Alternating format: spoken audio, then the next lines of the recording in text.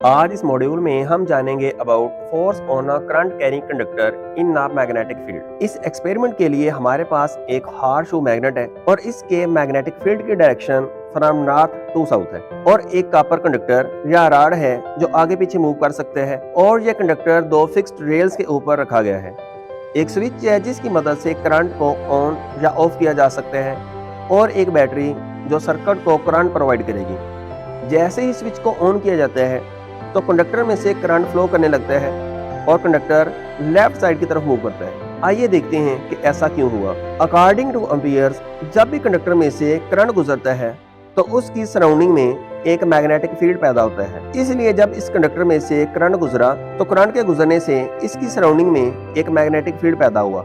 जब इस कंडक्टर के मैग्नेटिक फील्ड और यू शेप मैग्नेट के मैग्नेटिक फील्ड की आपस में इंटरेक्शन हुई तो कंडक्टर के ऊपर एक फोर्स लगी जिसकी वजह से कंडक्टर लेफ्ट साइड की तरफ मूव कर गया। अब नेक्स्ट क्वेश्चन ये है कि कंडक्टर लेफ्ट साइड की तरफ ही मूव क्यों किया, राइट साइड को क्यों नहीं गया। सपोज करें कि कंडक्टर में से करंट के गुजरने की जो डायरेक्शन है वो है from point A to B या टुवर्ड्स द स्क्रीन। क्योंकि करंट टुवर्ड्स द स्क्रीन जा रहा है इसको हम क्रॉस से डिनोट करेंगे, लेकिन अगर current out of the screen जा रहा होता तो हमने डॉट से डिनोट करना था। क्योंकि करंट स्क्रीन की तरफ फ्लो कर रहा है इसलिए इसकी सराउंडिंग में जो मैग्नेटिक फील्ड प्रोड्यूस हो रहा है इसकी डायरेक्शन क्लॉकवाइज है।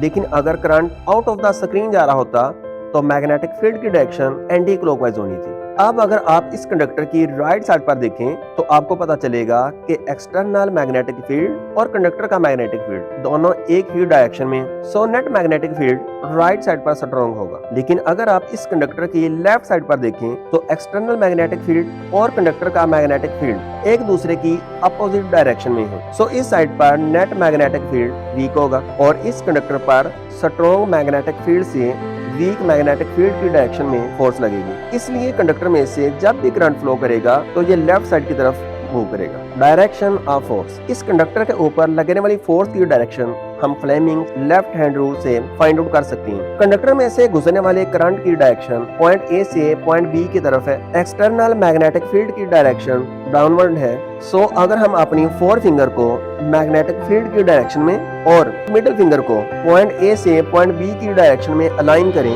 तो लेफ्ट साइड की डायरेक्शन में हम कंडक्टर की मोशन या कंडक्टर के ऊपर लगने वाली फोर्स को रिप्रेजेंट करेंगे।